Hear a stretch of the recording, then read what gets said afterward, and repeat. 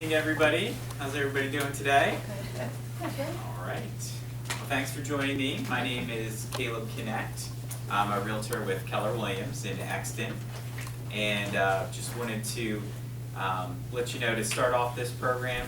I want to make this as interactive as possible. So what's going to make this fun and interesting is for you guys to participate. So as you have questions while we're going through this, please raise your hand, and I would be glad to stop and clarify or answer any questions that you have. My presentation is actually, the slides we're going to go through, it's pretty bare bones, pretty minimal stuff, so just ask away when you have a question, okay? So just to give you a little bit of background, I've been selling real estate for the last 13 years. I graduated from Westchester University and got a marketing degree and had no clue what I wanted to do in terms of my vocation. So my mother has been a real estate agent for over 30 years, and at the time she said, "Hey, Caleb, why don't you just get your real estate license?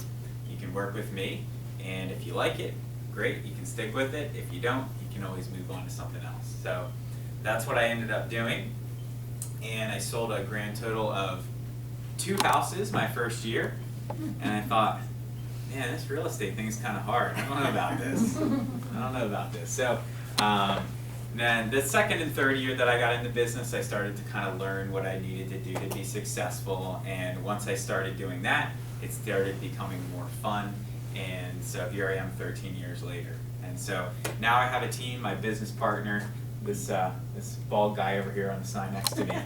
I can say that because he's not here. So, Chris and I formed our team back in 2010. And so since then, we've continued to grow and learn and try to get better at what we do every single day. And so now we have 9 people on our team. We sold 151 homes last year. And so we have a lot of experience in the area. And because we have sold a lot of homes, it just means we've seen a lot of different scenarios that can play out when you're buying and selling real estate. So yeah, let's get started here. So I broke this down into 2 different segments. So I broke it down into when you're buying a house, that's what we're going to go through first. And then the second half of the presentation today will be about when you're selling your house. So let's get started here. Well, I won't way too fast. Well, this is just there we go. I like it. All right, great. So these are some tips when you're buying a house that are going to help you, make sure that you have a good experience and that sort of thing. So the first one I put down is work with an experienced realtor who starts with a buyer consultation. So I think that's really important because a lot of times clients will approach us and they might call on a home that we have up for sale. And what do they want to do? They want to go out and take a look at the property. Of course, that's why you want to call me in the first place, right? You want to see that home. So great thing, we love showing our clients homes. However, what we really like to do, we want to invite them into our office first and really find out what's important to them, okay? Because a lot of times we've had clients that will call me up and say, "Oh, I'm dying to see this house. This looks like the perfect house for me." And we'll run out there and show it to them, and then they get there and they say, "Oh, this one doesn't have a basement. We need a basement." And it's like, okay, well, we probably could have prevented that whole situation from occurring in the first place if we would have just taken our time a little bit, not just run right out there and look at the property. So what we like to do is start with that in-office consultation. That way we can kind of go through the steps of the home buying process. So the real estate market, just like everything else in life right now, is changing. It's changing all the time. Technology has changed this business quite a bit over the last several years. So there are always things that are moving and changing. So even people who bought a house a couple years ago, there have been changes since then. So we want to make sure we walk through our clients the steps in that process.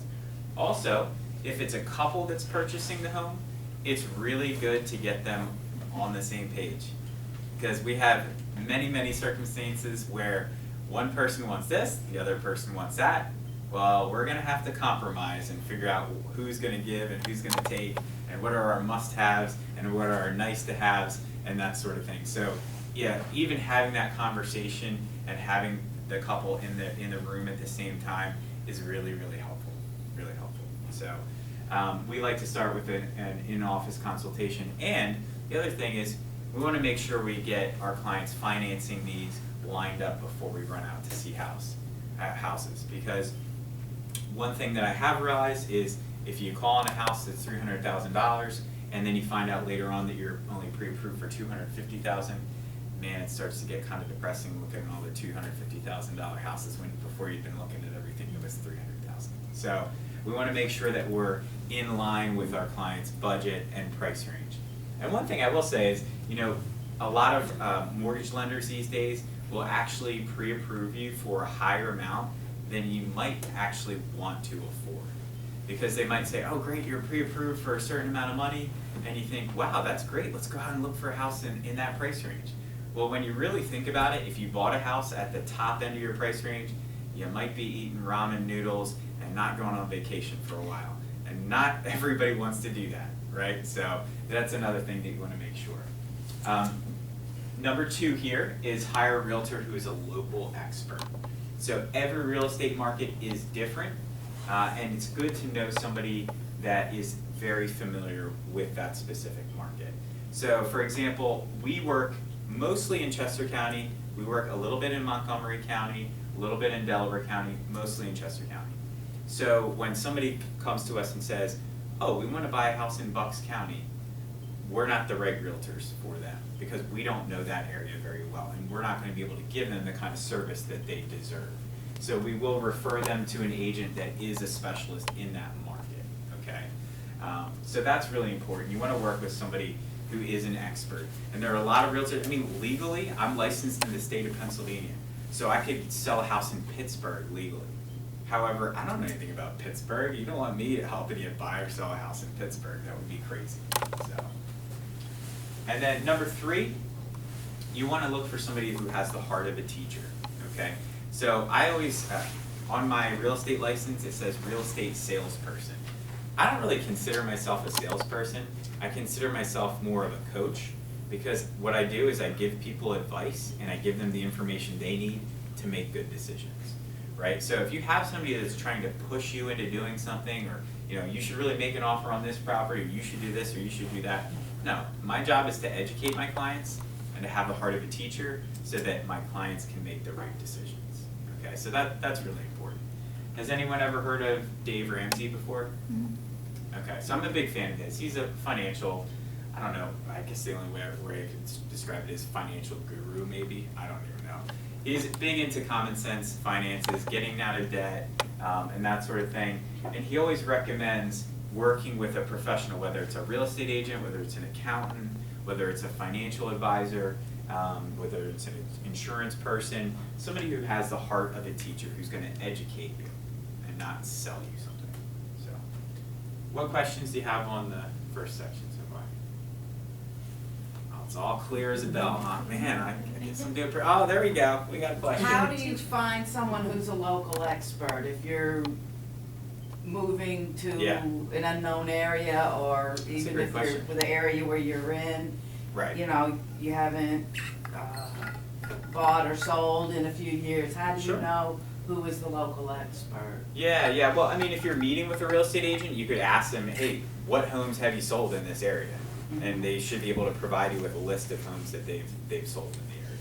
Or they'll even, if you know the area and you've lived there for a while, you'll kind of know whether they know the area or not, right? When they're explaining, let's say if you're meeting with them to talk about selling your house. If they're pointing out, like, a real estate agent should be giving you comparable homes that sold recently. If they don't know the street names or anything like that, or they don't know that, they showed me this one comparable, but that backs up to like a super busy road. Like, somebody who's a local expert should know those types of things. Now, if you're looking for somebody that, let's say you're moving to a different area, you're moving out of state, the realtor that you're working with in this area should be able to find you a local expert in that area. So I go to a lot of conferences and national things for Keller Williams, the company that I work with. And I meet a lot of different people from all over the country. So I have a pretty good referral network of people that I can send to in various areas of the country. So they should be able to help you find them. Okay. So, that answer your question? Yeah. Okay.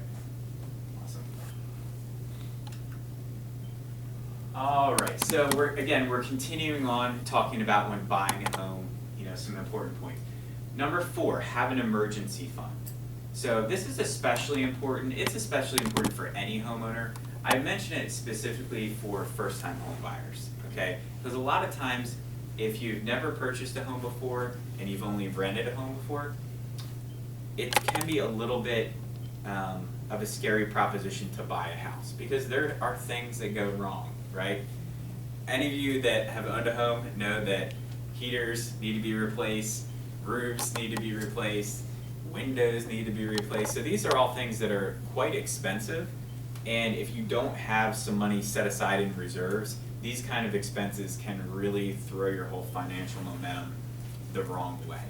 So I always tell people you want to have 3 to 6 months of living expenses in reserves before you buy a house, okay? So again, my job is to advise our clients, and some of our clients take that advice and some of them don't. However, if I was, if my kid, my son's 3 years old, but if he was buying a house, I would say make sure you have 3 to 6 months of reserves set aside. So number 5 is to build wealth, consider making your home an investment. Has anyone ever owned investment real estate or had a rental property in the room? Okay, yeah. So when I bought my house, I got into real estate. I actually was more interested in being a real estate investor than I was getting into real estate sales. I read the book Rich Dad, Poor Dad. I got really excited about real estate investing. I thought this real estate thing's pretty cool. And so I still do have a goal to, my goal actually is to buy one rental property every year for the next 10 years. Okay, that's my goal. So when I bought my first house, it was a little townhouse, needed a lot of work. I put some sweat equity into it, and the whole time my plan was to rent it out, and then when I got married and started a family, buy something a little bit bigger and nicer. So that's what I did, and I rented it out in 2012. I've had the same tenant in there since 2012, and it's been a great experience for me. Now, I've also owned rental properties where I had plenty of not so great experiences as well. What I would say is, if you do have a goal to build wealth through real estate, definitely a good idea to consider buying a house, living in it for a couple of years, and then using that as a rental property. So, number 6, consider resale value. So this one's important because a lot of times people will, they're looking for a home and they're comparing homes that they're looking at versus what they've seen in the past, and they see one that maybe it's a lot nicer on the inside or a lot more updated, and yet it may have a little bit of a flaw to it that they kind of can see past because it doesn't really bother them, and yet it could be an issue for when they want to go ahead and resell that property. So things like a home that's on a really busy street, that could be something that could be an issue for resale value, or a home that may have a backyard that may not be ideal. Maybe it's on a big slope upwards or a big slope downwards. It just doesn't have much of a backyard. Maybe it has a shared driveway or something like that. These are all things that you may not mind personally, and yet when you go to resell the property, could be an issue with how long it takes to sell it. So definitely keep those things in mind. Any questions right now? All right. Right on moving then. All right, so number 7 is avoid having one realtor represent both the buyer and the seller. Okay, so that's what in Pennsylvania we call that dual agency. It's where it is totally legal. It's just I don't think it's in the buyer's or the seller's best interest. And what I mean by that is, let's say you're driving down the street, you see a for sale sign in the yard, and you think, wow, that looks like an amazing home. So you call on it. You're not working with a realtor, and the agent that you call is actually the one who's representing the seller, and you say, when can I take a look at it? You go out there, take a look at the property, you love it, you make an offer, and all of a sudden you have that one agent that's representing the seller that's supposed to be representing you and the seller at the same time. Now imagine that if you had to go to court for something and you had one attorney that was representing both the plaintiff and the defendant. Kind of weird, right? Kind of a conflict of interest. So on our team, I work just with clients that are selling their homes, and then I have specific agents that just work with buyers. So we handle it a little bit differently from some other realtors out there. Then number 8, before making an offer, check the Megan's Law website. That's something I don't think a lot of people think about, and probably don't want to think about. So does everybody know what Megan's Law is? Okay. So it's a website where you can check to see if there's any convicted sex offenders that live close to a specific address. So just, again, one of those things that's not real common sense and people don't normally think about. However, that might factor into your decision on what home to buy. And then finally, your mortgage lender matters. And the reason I bring that up is over the last couple years, I've had many, many circumstances where a buyer has selected a mortgage lender that was somebody that I've never worked with before, and then we've had nightmare experiences. My favorite, actually it's my least favorite, and that's why it's the most memorable, is where I had a client that was purchasing a home, and they were working with a personal friend of theirs to do the mortgage for them. And literally at the settlement table, they had been quoted $10,000 less than what they needed to actually close on this house. So at the settlement table, they were scrambling to borrow $10,000 from a family member at the last minute, like literally when they're supposed to be closing. So does that sound kind of stressful to you guys? Yeah. Yeah. So, and a lot of companies out there, if you type into Google, hey, mortgage pre-approval or something like that, there's a lot of online companies where you can put in some very basic information and they'll spit out a pre-approval letter for you. To me, that's a little bit scary because these internet companies, some of them are good, some of them are terrible.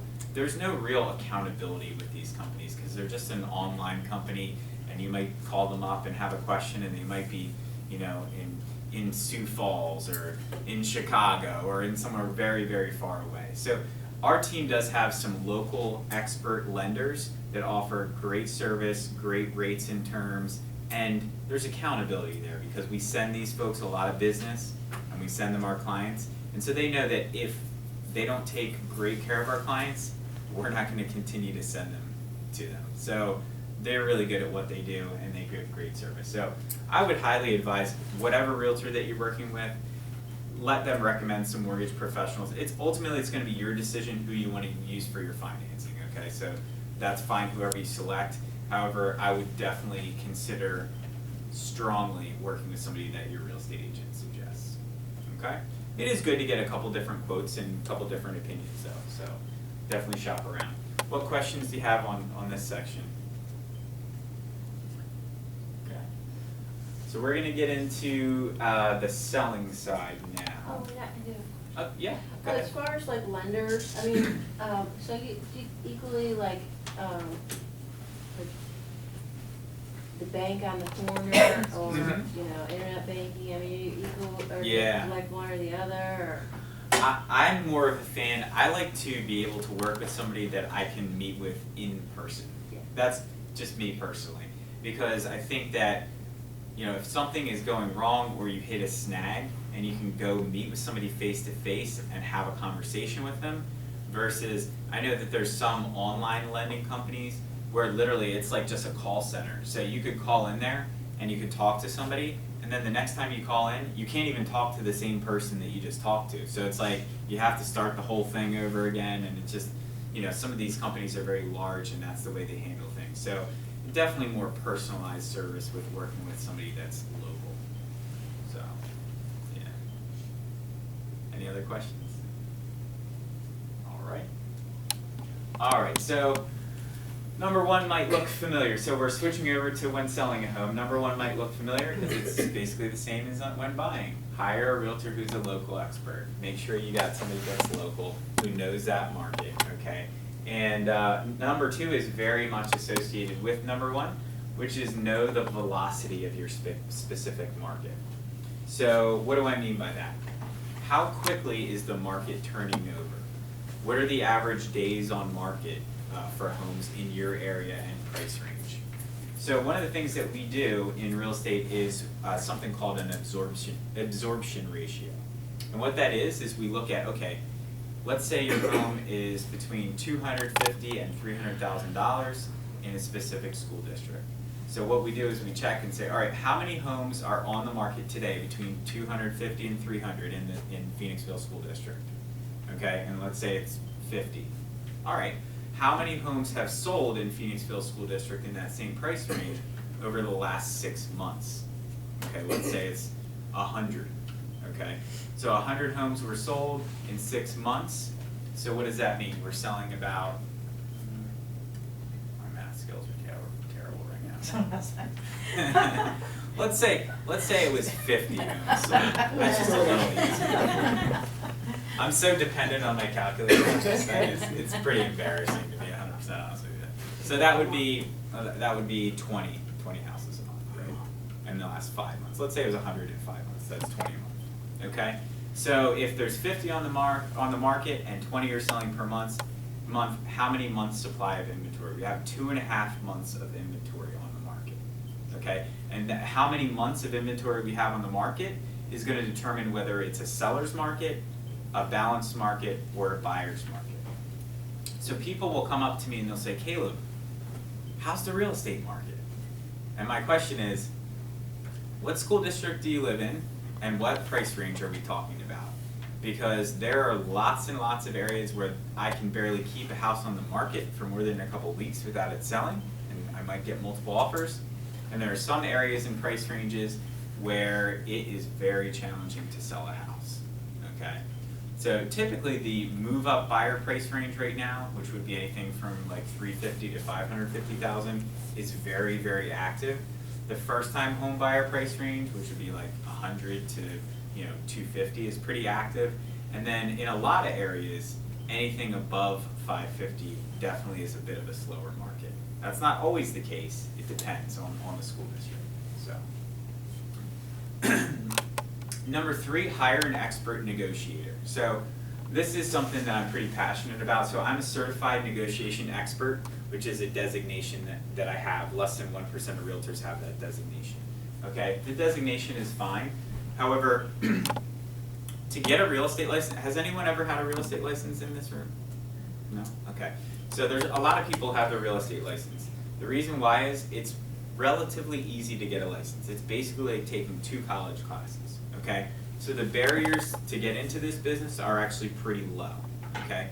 And when you take those 2 college classes, or equivalent of 2 college classes, they don't really teach you how to negotiate, which makes no sense to me. I don't understand that. So you're hiring a real estate agent to protect the equity you have in probably the most expensive asset you own, and that person has no training in negotiation. It just doesn't really add up to me. So I'm pretty passionate about working with a real estate agent that is an expert when it comes to negotiation, and somebody who takes that seriously. So a couple things that I do, a lot of times if you're selling a home, a lot of times a realtor might ask you, well, do you want to include the washer, dryer, and refrigerator with the sale? And a lot of people say, well, I don't really need them at my new house, so yeah, we'll throw those in. I always say, no, exclude those items, exclude them. So that means we say up front, we're taking them with us, even if we have no desire or no plans to do so. Why? Because when a buyer does their home inspection, and they come up with a list of things that they want us to address as the sellers, then we can say, all right, well, we're not going to do all your repairs that you requested, however, we will throw in the washer, dryer, and refrigerator. So in other words, we can get some value for those items rather than just giving them away for free. Also, even the day of the week, this isn't a negotiation thing, this is just more of a tactical or strategic thing. The day of the week that you put your house on the market is actually really, really important.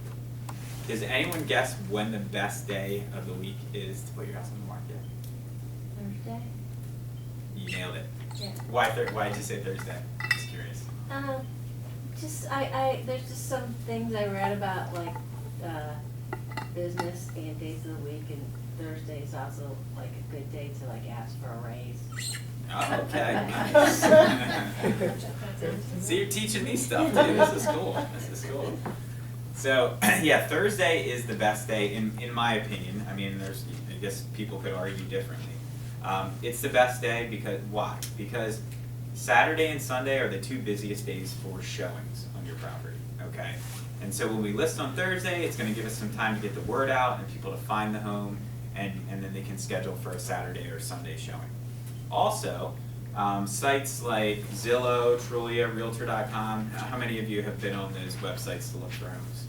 Yeah. Those homes, when we put a house on the market, we use something called the MLS, Multiple Listing Service, which is a large database of homes that realtors have access to. It's all the homes for sale or that have sold recently. And so, excuse me, when we put the house on the market on Thursday, you would think that with technology today, as soon as we would put the house on the market in the MLS, it would automatically go to Zillow, Realtor.com, Trulia in 2 seconds. Well, there actually is a lag time that's involved. It's anywhere from 12 to 24 hours. So when we list on Thursday, it's still going to be there on Friday for people to look at it and see it on those sites. So, and then finally, there's something I do called a reverse offer. Has anyone ever heard of that? So what that is, sometimes you'll have a house that's on the market and you get feedback from the agent that showed it, and it might say something like, oh, we really like the house. Let us know if you get any offers on it. Okay, so you like it, but you're not ready to move forward with an offer. All right, I get that. Or you might have somebody say, oh, you know, we really like this house, but we want to keep looking. So it's like, we kind of like it, but if we find something better, we're going to roll with that. So when we get that kind of feedback, what I'll say to my clients is, look, there's no law that says we can't make an offer to the buyer, you know, because otherwise we're just sitting there waiting for them to do something, right? So I'll say, look, let's come down a couple thousand off our price. Let's actually write up an agreement of sale and pick the settlement date that works best for you, and let's send it over to the people who are, you know, sitting on the fence. And when we do that, one of two things is going to happen. They'll either completely ignore the offer and, you know, we'll know that they're not serious about it, or the second thing is they'll counter us and we'll start to get into a negotiation. So once we start that negotiation, we have an opportunity to sell the house. If we never get into that conversation, obviously it's not going to sell. So that's another thing that I do that helps negotiate a better deal for my clients. So number 4, plan ahead. So I think this is really important. You know, things have changed in the way homes are sold. How many of you watch HGTV? Okay, not all of you, some of you. So that really has changed a lot of what buyers' expectations are these days. So when people are seeing all these beautifully staged homes with all these updates and all this kind of stuff, their expectations have been raised for what they're expecting when they walk into a house. So why plan ahead? Because if you've been in your home, especially if you've been in your home for a long time, if you've been in your home for 10, 15, 20, 25 plus years, you know, it definitely makes sense to plan ahead. So I do work with a professional home stager who I hire to come out and meet with my clients, and they'll do what we call a walk-in talk. They'll walk through the house in every room and through the outside of the house and just give you suggestions on what you can do to make sure that the house is going to sell quickly and for the most money possible.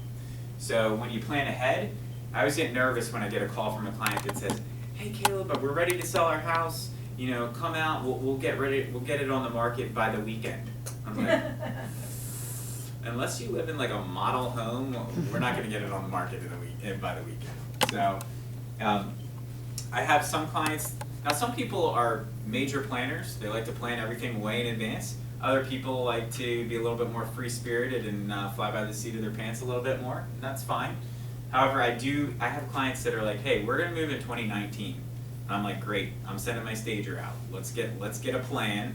Let's start working the plan, because if you have painting that needs to be done or carpet that needs to be replaced or any type of, you know, minor like sprucing up or renovations, it's certainly a lot easier to kind of work that plan over time than it is to try to rush to get it all done by a certain deadline and you're all stressed out. That's just not very fun. So I already talked about 5, which is invest time and a little money in staging. I'll elaborate that on that a little bit though. So when I say staging, a lot of people I think have different ideas of what that means in their minds when they hear the word staging. So to me, staging means decluttering, depersonalizing, neutralizing any bold colors that you have in a room. And a lot of times it means removing some furniture from the house to make all the rooms feel as spacious as possible. So it does not mean, for me, remodeling a kitchen or a bathroom necessarily. That's a common question that I get. Should I remodel my kitchen? Should I redo my bath? The answer in most cases is going to be no. Are there some things that you can do to kind of spruce it up to not completely renovate it and yet still make it feel new and partially updated? Yes. But typically it does not make sense to completely redo a kitchen right before you put it on the market. There's some exceptions to that. Typically I do not advise that. So you might want to freshen up a countertop or put a new backsplash in or paint your cabinets and put new hardware on them. You know, these are some things that you can do that can save you some money and still freshen up the kitchen. Do you have a question? I do. Yeah.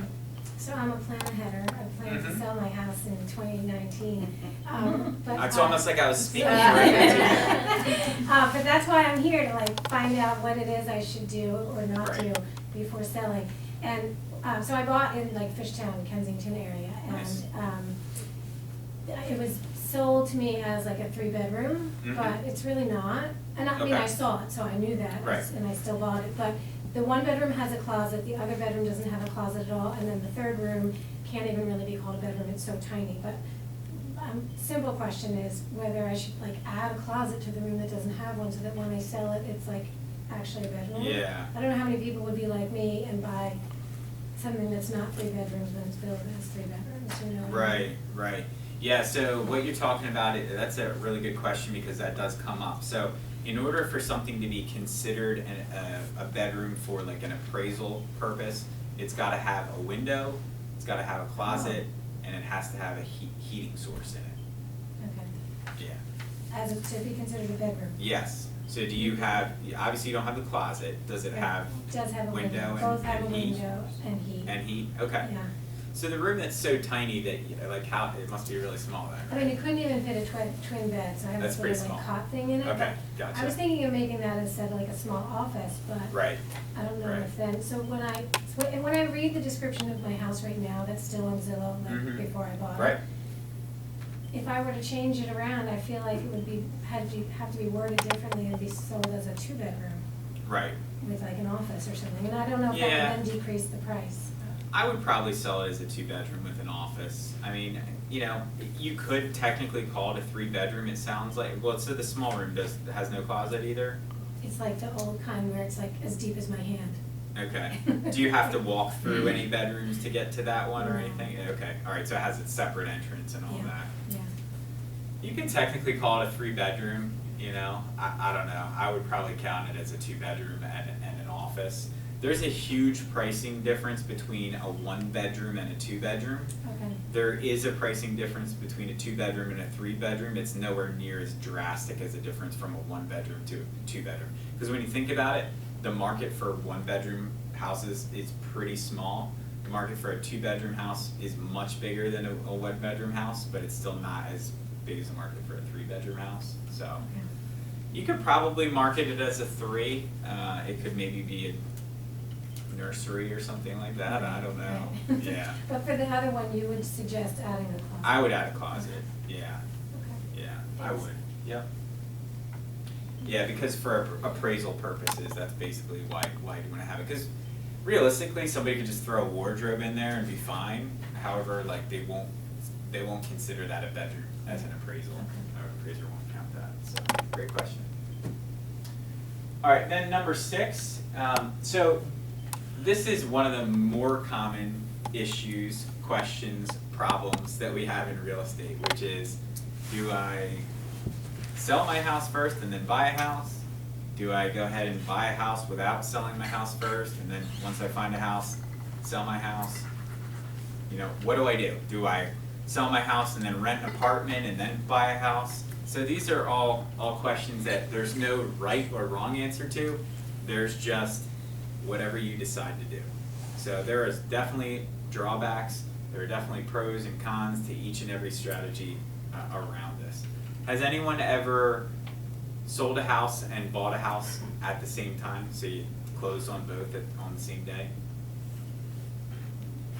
We did. Okay, all right. Well, Wow. I would say that is way more common than I would, than what's illustrated in this room.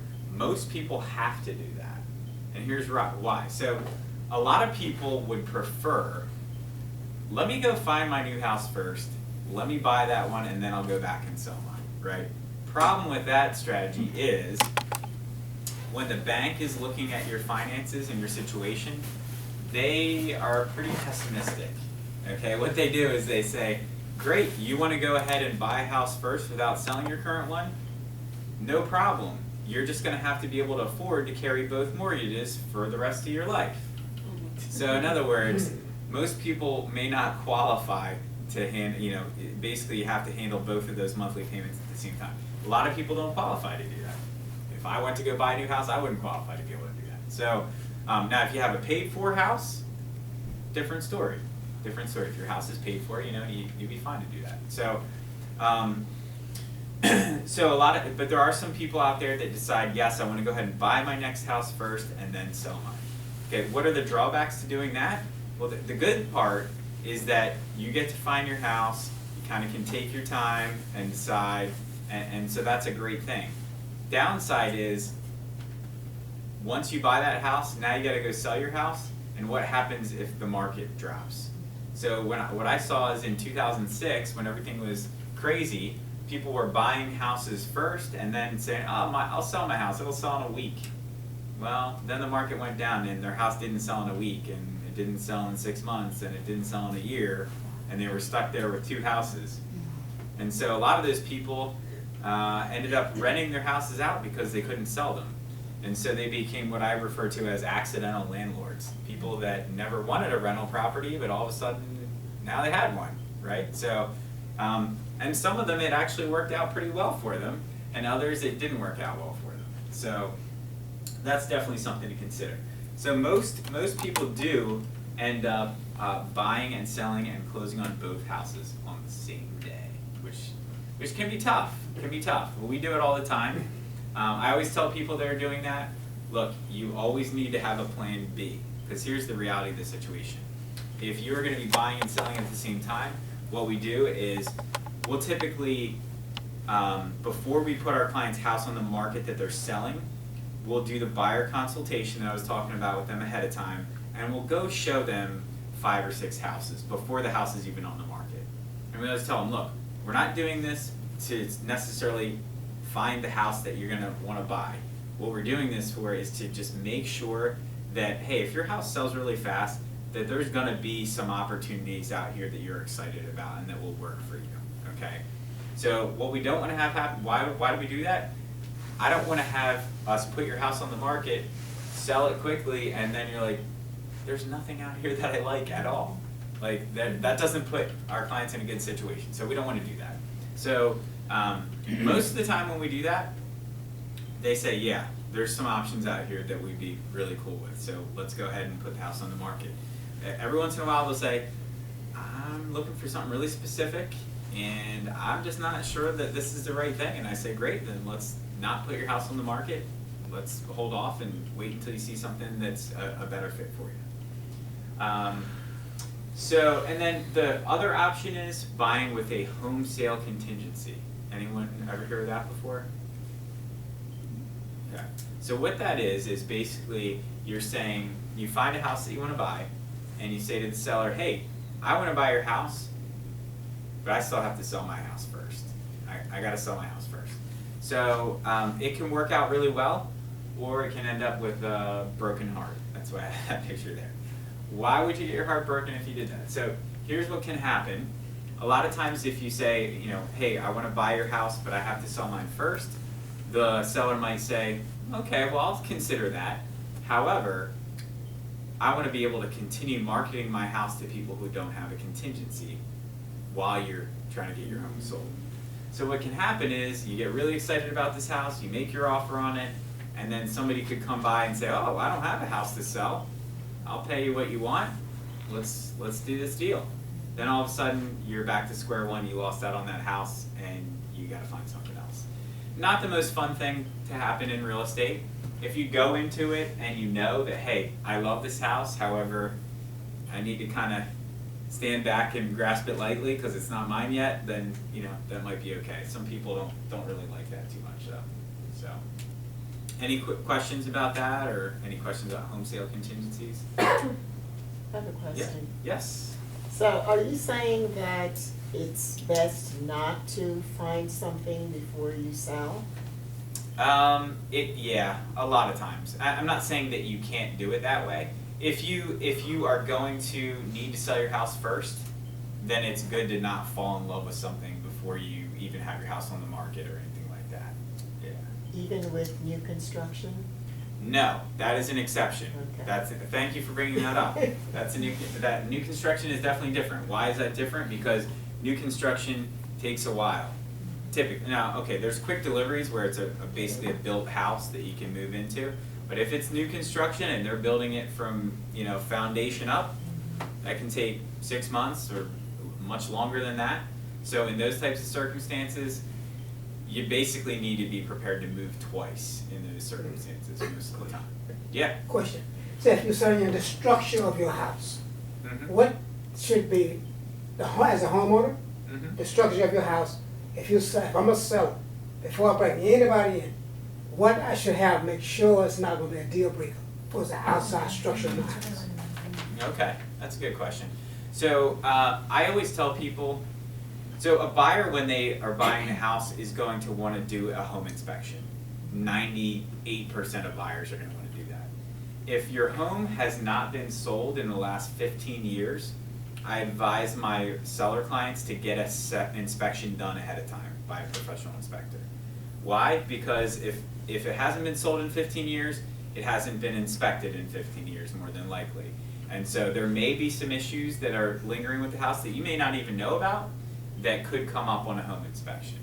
So if it's been, if you bought your house 10 years ago or 5 years ago and you had a home inspection, I don't tell people to get a pre-sale inspection done. So I would recommend that.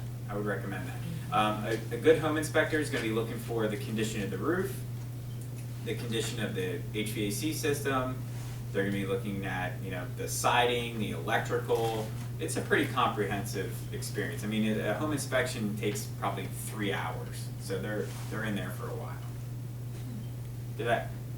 I basically didn't answer your question, but I basically Yes, you did. I basically said, get a professional. No, that's just doing like I fix my chimney. They're gonna be looking. That's the whole idea, They're gonna be looking at chimney fix.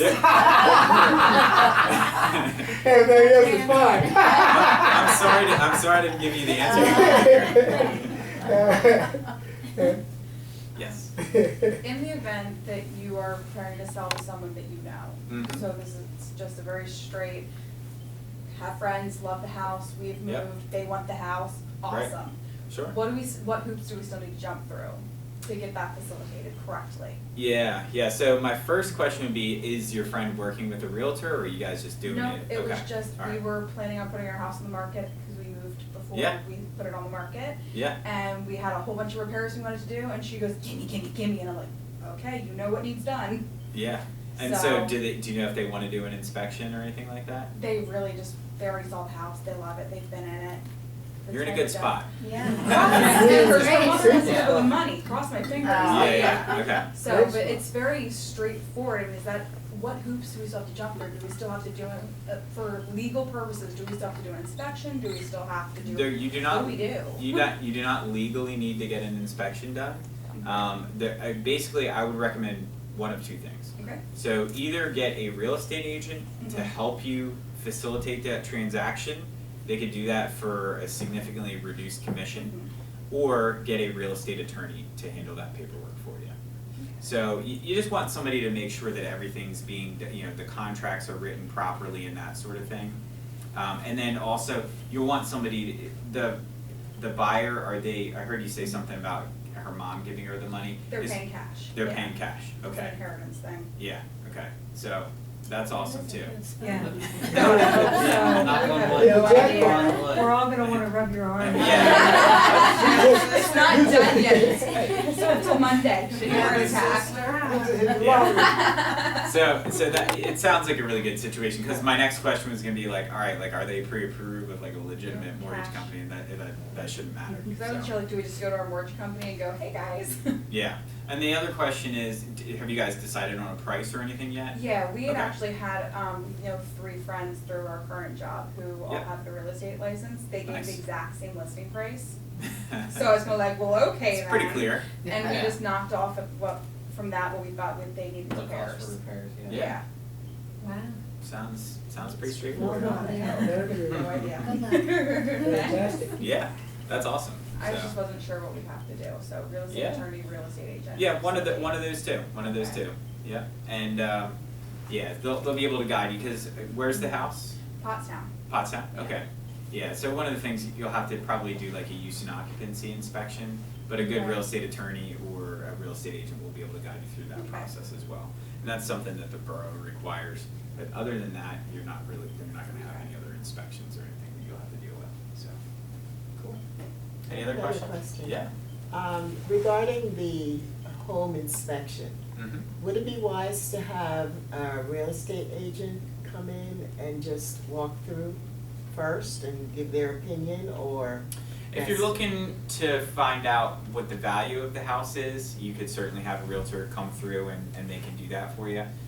Or also they could advise you on what to, you know, if you have things that are needing to be addressed in the house, not just, like, some realtors do their own staging.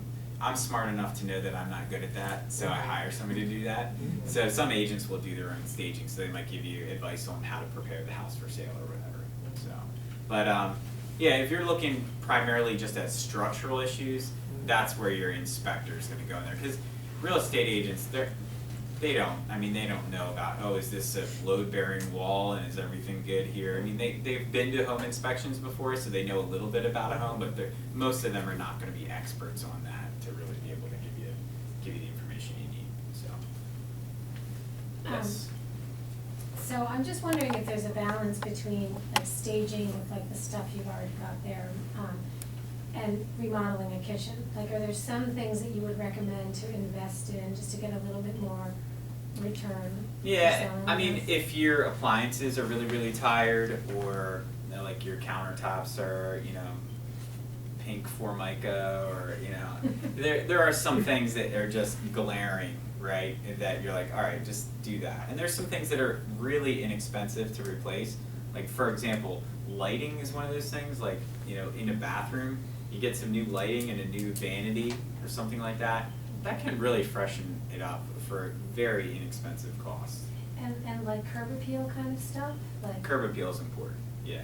Yeah, and it's really interesting. Curb appeal is very important because literally when the buyers are driving up to the house, and before they even walk in, they're already deciding whether this is home or not, Okay. right? So that first impression, that makes a huge difference, so, yeah. Okay, so like maybe new door plants. New door is, I mean, I always tell people, not necessarily new door, but freshly painted door, like new hardware or freshly shined up hardware, super important.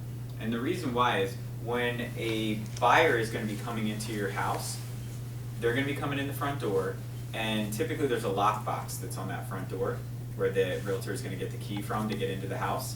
So literally, the buyer walks up to your house, they're gonna be standing there at your front door like this for 45 seconds to a minute and a half while the realtor opens up that lockbox. And what are they gonna be looking at? The door, everything that's around the door, the hardware. So like, again, that's one of those first impression things, so you wanna make sure that's looking fresh. Yeah. Okay. I pointed it at the TV just like you told me. Alright, so a couple other things. Does anyone own a house that has a septic system? Cool. Okay. If you had one, you would want to get that pre-certified. It's one of the single most expensive things that could ever go wrong with a house. It costs $10,000 to $40,000, so would highly recommend that if you had one. Thankfully, none of you have that, so that's Wait, good. what is it to have it? What does it mean? Yeah, it's if you don't have public sewer. Oh, okay. Yeah. So if you were a Live in buyer, the suburbs and you have a acre lot or something like that, so. if you were a buyer, they would do that for you, or you'd wanna get that? You would want to get that tested. So as a buyer, typical inspections you would do would be a general home inspection, termite inspection, radon, and then if your property has a well or a septic, you would want to get those things tested. Also these days, stucco inspections are a big deal. Has anyone ever heard about stucco inspections or any horror stories of friends or relatives or anything like that? Yes, Yeah. whole neighborhood.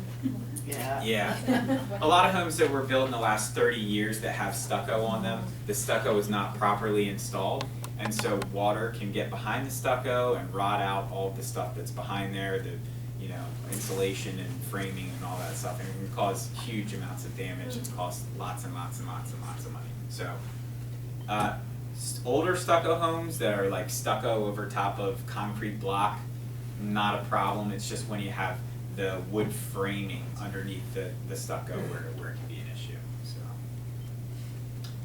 So, we talked about number 8 already, which is consider getting a pre-inspection. If the house has not been sold in the last 15 years, I would highly recommend that. And then my buddy Bob Barker's on here because it's important to price your house correctly. So let me talk about that for a little bit. So one of the things that a lot of my clients will say to me is, Caleb, let's just price it a little bit high and we can always come down. That makes a lot of sense, right? Here's the problem with that. If we price it a little bit high, when your house is first on the market, no one has ever seen it when it first hits the market.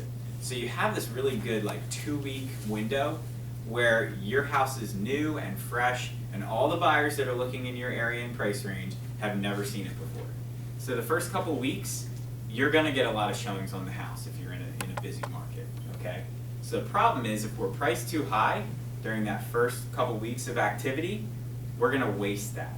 And what'll end up happening is, buyers are comparison shopping your home versus the other homes that are on the market. Average buyer in our market is gonna look at about 12 to 15 homes before they make a decision on what they wanna make an offer on. And so if we're priced too high, they're gonna look at these 12 to other 15 homes and walk through yours and say, it's a nice house, but compared to everything else we've seen, it's not a good value, right? So they'll just keep on moving, okay? If we price the house correctly in the first 2 weeks, so that it's a good value for the features, benefits, and location, buyer's gonna walk in the front door and say, wow, compared to everything else we've seen so far, this is a really good deal for what's being offered here. That's what's gonna compel them to make an offer on the house, and that's what's gonna put you in a possible situation where you could even get more than one offer on the house. So I always tell my clients, my goal is to get you multiple offers on the house, okay? 42% of the homes that I sold last year had more than one offer on the house. I can't guarantee you that's gonna be the case, however, I will do everything I can.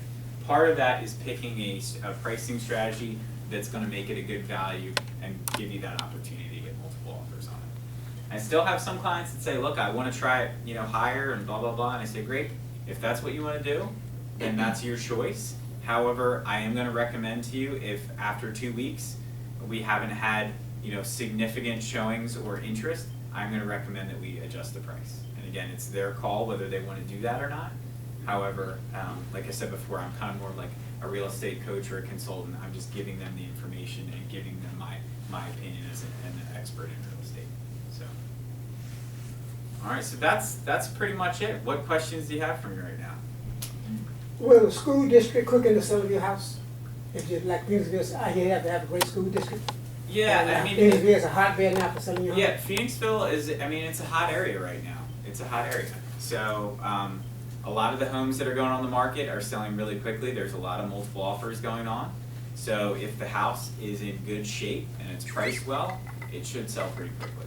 It really So should. is it the school district that drives the popularity of it? Yeah, that's a big part of it. That's a big part of it. Also that people want to be in town as well. Location. Yeah, absolutely. People want to be close. It's the school district primarily is a huge driver, but it's also what's around. Is it close to major commuter routes? Is it close to parks? Those types of things. Is it close to shopping and grocery stores that people like? Those are all things that matter. All things that matter. So. Yeah. I'm wondering about the to certified negotiator. Yes. You said less than 1%? Mm-hmm. Yeah, it's a pretty So- small amount. I mean, I never heard of it before, and it Right. sounds like a great idea, but it seems like it'd be pretty hard to find somebody then. Yeah, so there is a referral network for people that are certified negotiation experts, so, Okay. yeah. So So there I are could- some people in Philly. Yep, Okay. yep. Yeah, I don't work in Philly. I know a lot of good agents in Philly that I recommend to my clients though. Okay. So if you want a recommendation, I can connect you with somebody and you can interview them, so. Okay, great, thank you. Sure, yeah. So do you ask a realtor if they're certified? Yeah, you can ask them that. Yeah, absolutely. Do they advertise that? They may not advertise it, like I have it in my package here that just has some information about it.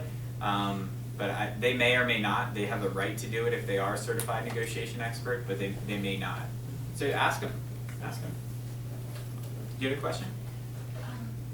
So what does it take to get what did you have to go through to get that certification? Yeah, so it was a 3-day course that I took, and the certification was good. I think the most important thing is to hire a real estate agent that is a good negotiator. Now, the designation kind of like forces you to think about that and go through some good training on it. It's hard for me to give you an idea, like, it's hard to interview a realtor and be like, all right, is this person a good negotiator or not, right? So I can tell you, like, one of the things that, I'm big into statistics when it comes to real estate. Last year, I helped my clients on average sell their homes for 2.57% more money than the average realtor in the county. Okay, so I know that. So if you ask a realtor what their average list to sale price ratio is, that's what that's called, an average list to sale price ratio. That's going to be helpful. That will give you an idea of if they're a good negotiator or not. If they don't know that number, it's probably not a good sign. But there's probably a lot of realtors out there that don't know that number. So. Do you know Phoenixville then? Mm-hmm. Yeah, one of my team members actually is from Phoenixville and still lives here. So, yeah. Do you think that Phoenixville is still on the incline, or is it plateaued, or? It's hard to say. It's hard to say. I can tell you that the property values have continued to go up here, and Phoenixville has still been in demand. So the question is, like, okay, if you're looking to buy in Phoenixville, are you buying at the top of the market right now, and it's gonna go down, or is it just gonna keep going up? And that's a question I don't have the answer to. I mean, I would think that things are gonna keep going up because you've just seen the influx of new businesses and all that. I mean, everything has been going that way. So, yeah, I can't say with 100% certainty, but it certainly is heading the right direction. So. Are townhouses selling as well as single-family homes? Yeah, townhouses are selling really well. It just depends on the specific neighborhood and that sort of thing. So that's something that if you have questions about your specific neighborhood, I can give you some statistics on it and kind of give you some information if you're interested. So. Yes, ma'am. I have 2 questions. Oh, good. The average list to sale ratio, Mhm. can you expand on that? Yeah, so what that is if a real estate agent lists a house at a certain price, let's say, just to make it really easy, I'm just gonna say $100,000, okay? If they list the house for $100,000, on average, what is it gonna sell for? Is it gonna sell for 95% of the asking price, $95,000?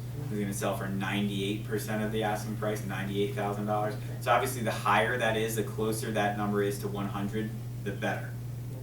Does that make sense? Yes. Okay. And my second question is, I noticed that there are a lot of new apartment buildings going up. Is there an increase in renters over buyers? Do you have any idea? Yeah, I mean, I've noticed the same thing. I don't really know. I think it just might be an increase in the population.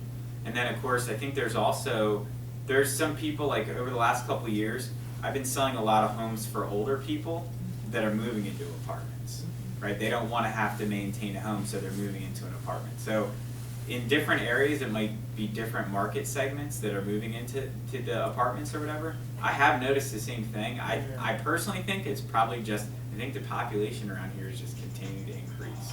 So, yeah.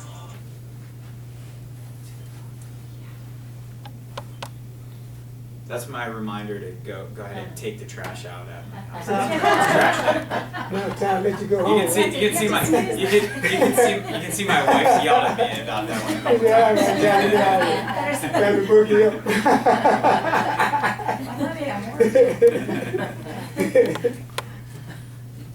If any of you get to know me anymore, you'll notice that I have a reminder on my phone to tell me to do everything. What other questions do you have? Have you worked with a lot of older homes that might have a little more character? Oh, sure. Yeah. Yeah, I've worked with a lot of older homes. And what do you recommend for them mainly? Is it like taking care of, like making sure pipes are good, the electricity? Yeah, I mean, if the house hasn't been sold in a while, like I said, I would recommend getting a home inspection, because it's coming down the pike anyway. If you're somebody who likes to plan and somebody who wants to know what's going to happen in the future, I don't like surprises, especially expensive ones that apply to the house. So I would just recommend getting a home inspection done if it hasn't been done in the last 15 years. I think that would be a really good thing to do. So, but I'll tell you what, there are a lot of ways that you can sink money into a property where you spend an awful lot of money and a buyer's going to be like, that's not really that exciting. So I would be very careful about the ways that you spend your money. You want to be able to get the house to a spot where an inspector's not going to be flagging a bunch of stuff. Because if a deal falls apart, most frequently what happens is the inspector goes through and freaks the buyer out because there's so many things that need to be addressed. Especially a first-time home buyer, when they see that inspection report and it's 75 pages long and there's pictures of all this stuff, and they're like, man, I just walked in, I thought it was a beautiful home. They don't know anything about houses, and they just get freaked out and might just say, all right, I'm out of here. That's what we want to make the house as easy to buy as possible, but we also don't want to sink a bunch of money into it and doing stuff that is not. So let me give you an example of what I mean by that. So a lot of people will say, oh, I'm getting ready to put my house on the market, and I'm going to put a new roof on the house, or I'm going to put a new heater in. Okay? If your roof is not leaking, don't put a new roof on it. And here's why. So when an inspector comes through, they're looking for things that we call material defects, which means it's either a safety hazard or something is not working the way that it was designed to work. So what does a roof do? It keeps water from getting into your house. If your roof is actively leaking, that's a material defect, okay? However, if your roof is 20 years old and it's a 25-year shingle, that's not a material defect. The inspector in their report might say, hey, the roof is getting older. As a buyer, you're going to want to budget to replace that thing pretty soon. Okay, that's fine. That's on the buyer. They know that that's the deal. So, same deal with a heater. If you have an older heater and it's working okay, don't replace it. Just keep what you have in there, and you should be fine as long as it's actually working. So. You're gonna be here for a while. Go in the chair. You're good. This trash is never in. You're very good. You're very good at your I'm just messing with you. What question do you have? What about things like carpeting? Because Yeah. people have different styles, and Yeah. is it worth it? I'm glad you brought that up. So here's you. my deal. People are like, oh, well, we can always just offer a carpet allowance, and then the buyer can pick their own color. Sounds really great and logical, except for most people are very literal when they're looking at a house.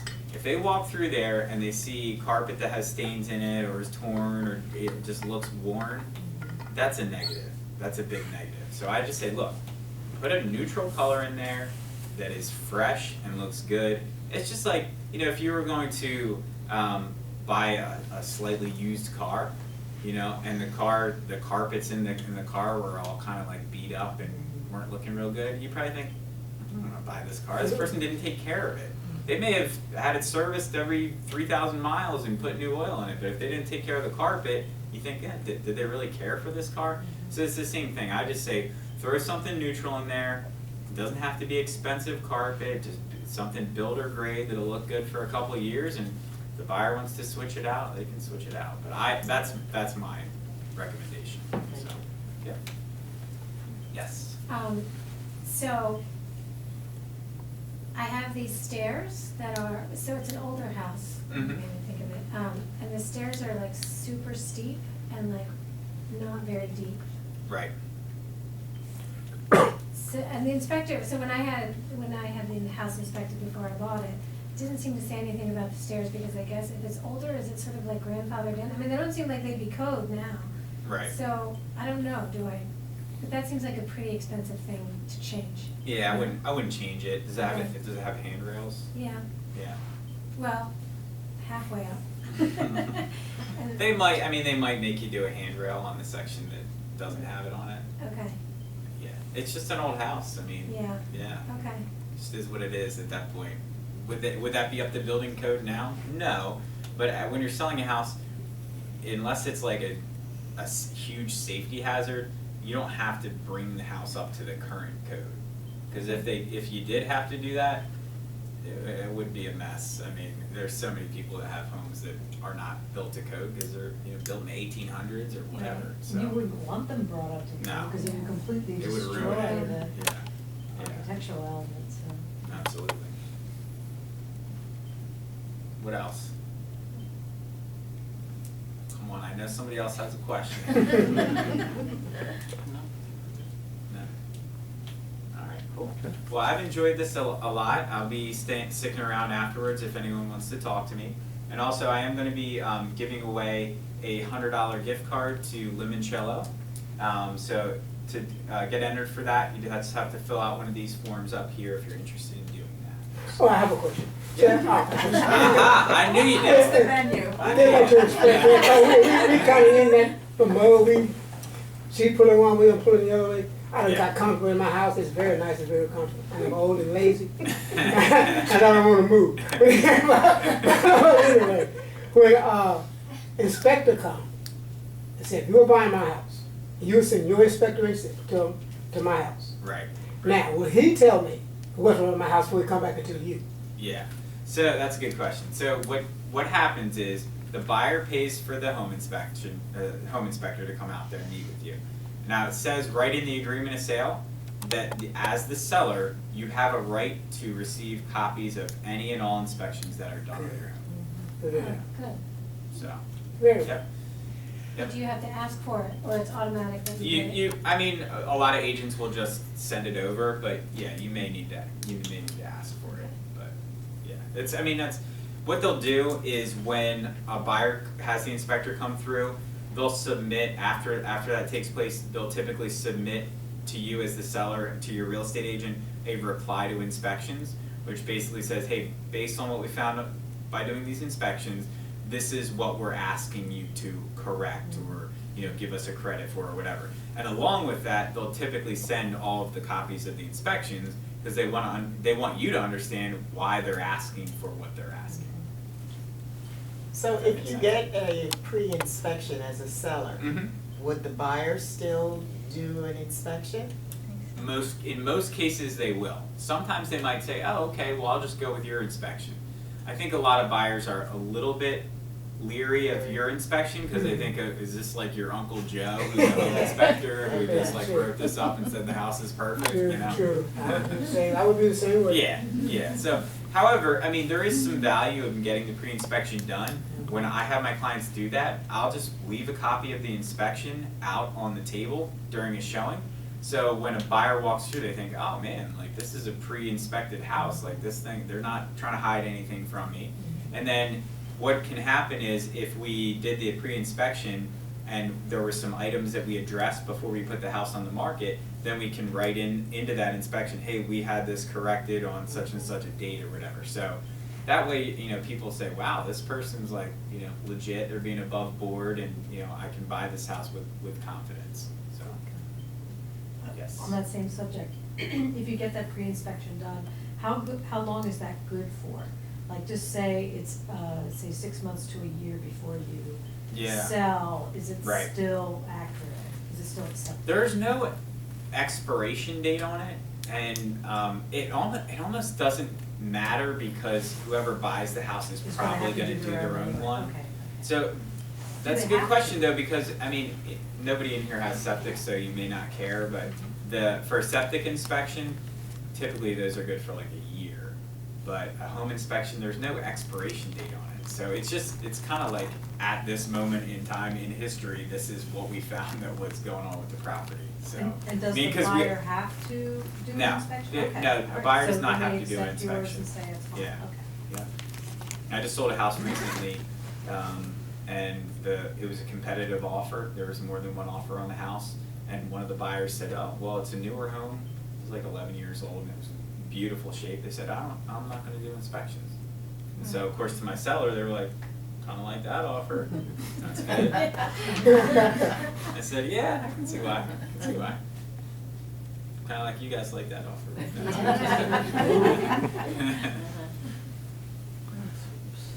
Very good. Thank you. Okay. Yeah, Yeah, you're thank welcome. you very much. Thank Very you. good. You're very helpful.